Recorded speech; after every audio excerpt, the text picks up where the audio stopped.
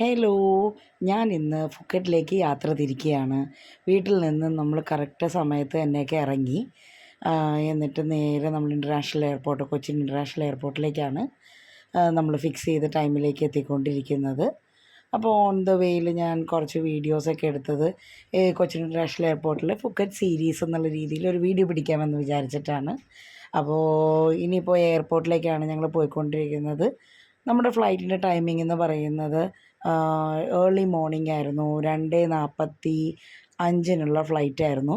എന്നിരുന്നാലും ഞങ്ങൾ നേരത്തെ തന്നെ എത്തിയായിരുന്നു. ലോഞ്ചൊക്കെ ആക്സസ് ചെയ്യാമല്ലോ എന്ന് പറഞ്ഞിട്ടാണ് ഞങ്ങൾ നേരത്തെ അവിടെ എത്തിയത്.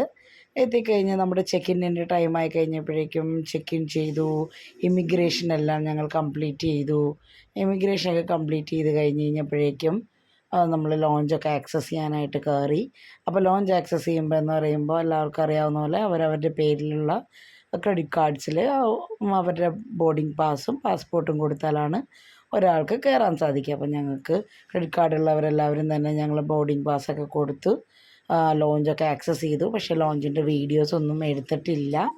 അപ്പോൾ നമ്മൾ നമ്മുടെ ചെക്ക് ഇൻ ആയി കഴിഞ്ഞ ശേഷം പിന്നെ നമ്മുടെ ബോർഡിംഗ് ആയോ എന്നുള്ളതൊക്കെ ചെക്ക് ചെയ്തു. പിന്നെ ഞങ്ങളൊന്ന് ഫുള്ള് കൊച്ചിൻ ഇൻ്റർനാഷണൽ എയർപോർട്ട് ഒന്ന് വിസിറ്റ് ചെയ്തു.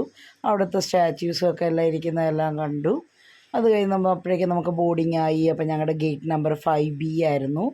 അപ്പോൾ ഗേറ്റ് നമ്പറൊക്കെ നമുക്ക് അതിനകത്ത് മെൻഷൻ ചെയ്തിട്ടുണ്ടാവും ടിക്കറ്റിനകത്ത്. ഗേറ്റ് നമ്പർ 5B ഫുക്കറ്റ്, തായ്ലാൻഡിലേക്കുള്ളത്. അങ്ങനെ ഞങ്ങൾ ബോർഡിംഗ് ആയ ശേഷം ഞങ്ങൾ പറക്കുകയാണ്. ഞങ്ങളിനി ഫുക്കറ്റിലേക്ക്. അപ്പോൾ കൊച്ചിൻ ഇൻ്റർനാഷണൽ എയർപോർട്ടിൽ നിന്ന് ഫുക്കറ്റിലേക്ക് ഞങ്ങൾ ഏർലി മോർണിംഗ് 8 o'clock എത്തും.